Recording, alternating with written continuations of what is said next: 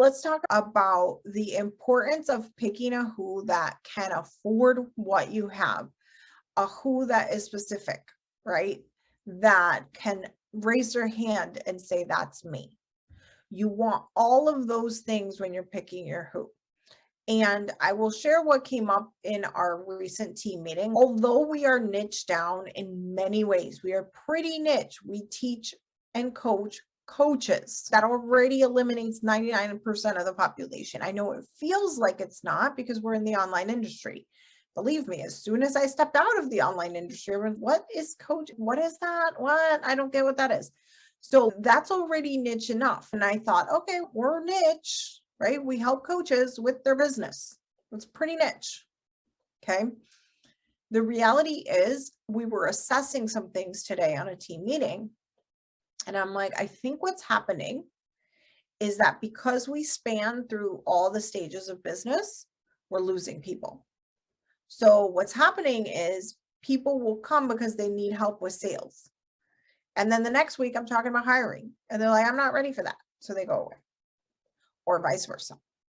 And so your who needs to be super specific, not only in who they are, their psychographics, their demographics. Like I've shared this openly in I think it was in Effective Sales System, how primarily I speak primarily to women of color, mostly women, although some men do end up in our coaching programs, and people who don't identify as like a cool kid. Like, in fact, that is one of our most downloaded episodes. It's the people in the fringes who are trying to make something that helps others and that they can share their message out into the world and help people through their service.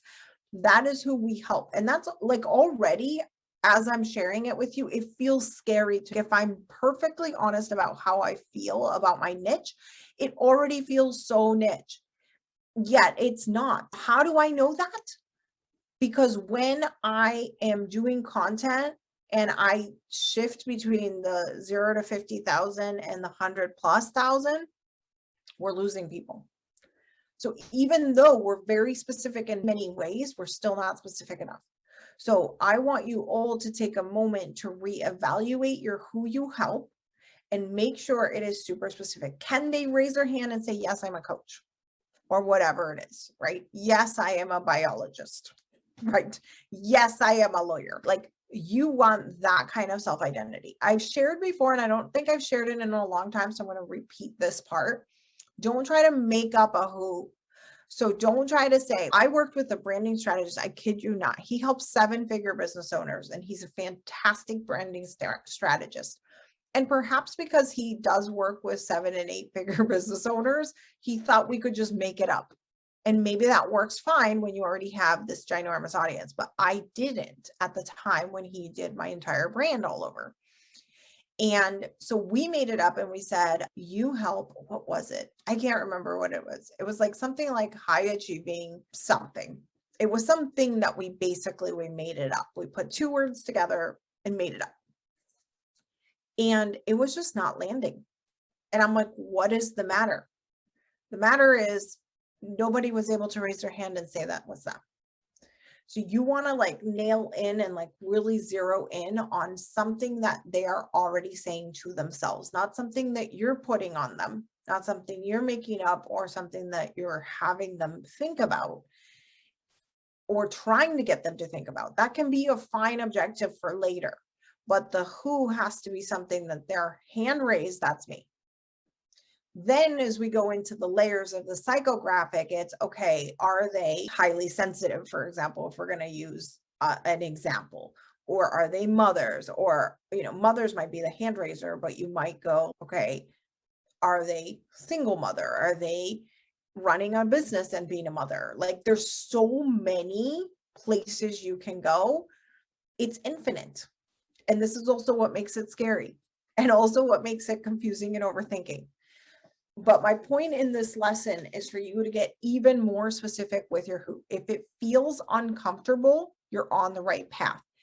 If you're having issues still where you're attracting people that are not quite right, you have to reevaluate and really ask yourself, am I specific enough?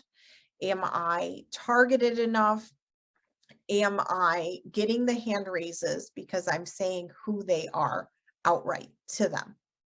Do they feel like I am talking to them with that initial introduction? And then as they consume more and more of your content, they'll get the other pieces. I don't flat out say I work with women of color who weren't popular.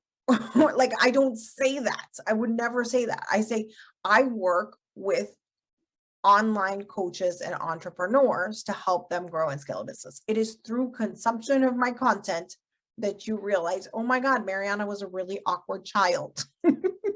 I'm awkward too. Okay, now we get to know each other and now we like each other and we have the similarity. Oh, Mariana's Venezuelan. Interesting. I'm from another country too. All of that kind of starts to come together if we share that in common. Oh, Mariana's, I can't tell you how many professors I have coached. Why? Because my parents were both professors, probably. So that all comes with layers as they get to know you. And that can be part of your who, but the outward facing one should be a hand raiser, like coaches. And then as you're creating your content, making sure it's all geared towards this one very specific who. I hope you enjoyed this episode, and click the like, hit the subscribe, and click on the bell so that you never miss an episode and help our channel to grow and reach more people. I hope you have an impactful day, and I will see you in the next one.